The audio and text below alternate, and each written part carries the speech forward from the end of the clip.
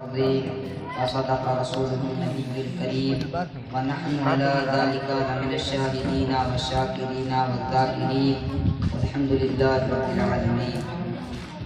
اشرف زمانہ زمانے مدد نما درہائے رستہ راز کلید کشا سرورا شاہ کریمہ دستگیرہ اشرفا حرمت روح پیمبر یک نظر کن سوئے ماں یک نظر کن سوئے ماں. آئیے حضرات، ہم اور آپ مل کر سب سے پہلے آقا انعامدار، مدینے کے تاجدار، مکہ کے سردار، دونوں جہاں کے مالک و مختار حضور محمد مصطفیٰ احمد مجتبیٰ صلی اللہ علیہ وسلم کی بارگاہ عالیہ میں جھوم جھوم کر درود پاک عالیہ پیش کریں. بڑے بابا محمد عدد ما فی علم اللہ صلاۃ دائمۃ متوالہ. اللہ تعالیٰ فرماتا ہے او کالذی مر علی قریۃ وہی خاویۃ علی عروشہا، یا اس کی طرح جس کا گزر ایک بستی پر ہوا جو کئی سالوں سے گری پڑی چکی. گزرنے والے کون ہیں؟ حضرت عزیر علیہ السلام. اور جو بستی بکھری پڑی ہے وہ بستی کون سی ہے؟ وہ بستی بیت المقدس ہے. اللہ تعالیٰ فرماتا ہے او کالذی مر علی قریۃ وہی خاویۃ علی عروشہا. جب بخت نصر بادشاہ نے بنی اسرائیل کو قتل کر کے تباہ کر ڈالا تو ایک مرتبہ حضرت عزیر علیہ السلام کا وہاں سے گزرنا ہوا. حضرت عزیر علیہ السلام کے پاس ایک کھجور کا برتن ہے اور ایک پیالہ ہے جس میں انگور کا رس ہے اور آپ گدھے پر سوار ہیں. آپ نے پورے بیت المقدس میں چکر لگایا پر کسی شخص کو وہاں موجود نہ دیکھا. تو حضرت عزیر علیہ السلام نے بڑے ہی تعجب سے کہا قال انا یحیی ھذہ اللہ بعد موتھا، اے میرے مولا تو انہیں ان کی موت کے بعد کیسے زندہ فرمائے گا. یہ کہہ کر صبح کا وقت تھا. حضرت عزیر علیہ السلام نے اپنے گدھے کو باندھ دیا اور آپ آرام کرنے کے لیے لیٹ گئے. جب آرام کرنے کے لیے لیٹے تو اللہ تعالیٰ نے اسی حالت میں آپ کی روح کو قبض کر لیا اور آپ کا گدھا بھی مر گیا.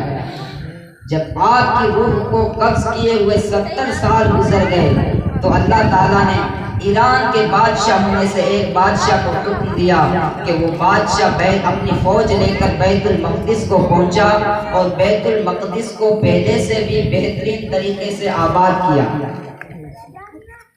پھر جب حضرت عزیر علیہ السلام کے انتقال کو 100 سال گزر گئے تو اللہ تعالیٰ نے حضرت عزیر علیہ السلام کی آنکھوں میں روح ڈالی اور حضرت عزیر علیہ السلام دیکھتے ہیں کہ شام کا وقت ہو گیا ہے اور پورا بدن بکھرا پڑا ہے. پھر اللہ تعالیٰ نے حضرت عزیر علیہ السلام کی آنکھوں کے سامنے پورے بدن کو تیار کیا اور کہا کہ عزیر میں نے تجھے یہاں کتنا عرصہ رکھا ہے؟ تو حضرت عزیر علیہ السلام نے کہا جب میں سویا تھا تو صبح کا وقت تھا اور ابھی شام کا وقت ہے. حضرت عزیر علیہ السلام کہتے ہیں یا میرے مولا تو نے مجھے ایک دن یا ایک دن سے کچھ کم دیر یہاں رکھا ہے. اللہ تعالیٰ نے فرمایا نہیں، میں نے تجھے یہاں 100 سال رکھا ہے. تو لوگوں نے کہا کہ یہ کیسے ہو سکتا ہے؟ عزیر کے نزدیک تو صرف ایک دن یا ایک دن سے کچھ کم ٹائم ہے اور اللہ تعالیٰ کے نزدیک 100 سال گزر گئے. جیسے کہ حضرات آپ نے سنا ہوگا معراج کا واقعہ، جب حضور علیہ السلام معراج جا کر واپس آئے تو کتنا ٹائم لگا تھا. جب حضور علیہ السلام معراج کو گئے تھے تو واپس معراج کو جا کر جب واپس آئے وہ بستر بھی گرم پڑا تھا اور کنڈی بھی ہل رہی تھی. جس پانی سے آپ نے وضو فرمایا تھا وہ پانی بھی بہہ رہا تھا. اسی لیے لوگوں نے پوچھا یہ کتنا ٹائم ہے؟ تو کسی نے لکھا تھا کہ دنیا کے نزدیک تو یہ صرف 3 سیکنڈ کا ٹائم ہے اور آسمانوں کے نزدیک 18,000 سال کا ٹائم ہے. تو لوگوں نے کہا یہ کیسے ہو سکتا ہے؟ امام احمد رضا لکھتے ہیں وہ جو نہ تھے تو کچھ بھی نہ تھا، وہ جو نہ ہو تو کچھ بھی نہ ہو، جان ہے وہ جہان کی، جان ہے تو جہان ہے. امام احمد رضا لکھتے ہیں کہ جب تک انسان کے بدن میں جان رہتی ہے تو انسان زندہ رہتا ہے، اور جب انسان کے بدن سے جان چلی جاتی ہے تو انسان مردہ ہو جاتا ہے۔ اسی طرح حضور علیہ الصلوۃ والسلام دنیا کی جان ہے، اگر حضور دنیا سے چند منٹ چلے جائے تو دنیا فنا ہو جائے۔ حضور علیہ السلام دنیا کی جان ہے، اگر حضور 5 منٹ کے لیے چلے جاتے ہیں تو پوری دنیا فنا ہو جاتی۔ کیا خوب لکھتے ہیں، وہ جو نہ تھے تو کچھ بھی نہ تھا، وہ جو نہ ہو تو کچھ بھی نہ ہو، جان ہے وہ جہان کی، جان ہے تو جہان ہے۔ پھر اللہ تعالیٰ نے کہا، اے عزیر میں نے تجھے یہاں کتنا عرصہ رکھا ہے؟ تو عزیر علیہ السلام کہتے ہیں، یا میرے مولا تو نے مجھے 1 دن یا اس سے کچھ کم ٹائم رکھا ہوگا۔ اللہ تعالیٰ نے کہا، نہیں میں نے تجھے یہاں 100 سال رکھا ہے۔ فانظر الی طعامک، تمہارے کھانے کی طرف نظر کرو، وشرابک، تمہارے پینے کی طرف نظر کرو، لم یتسنہ، وہ بو تک نہیں لائے۔ اور پھر اللہ تعالیٰ فرماتا ہے کہ عزیر علیہ السلام دیکھتے ہیں کہ گدھا بھی نہیں ہے، گدھا بھی مر چکا ہے، اس کی صرف ہڈیاں چمک رہی ہے۔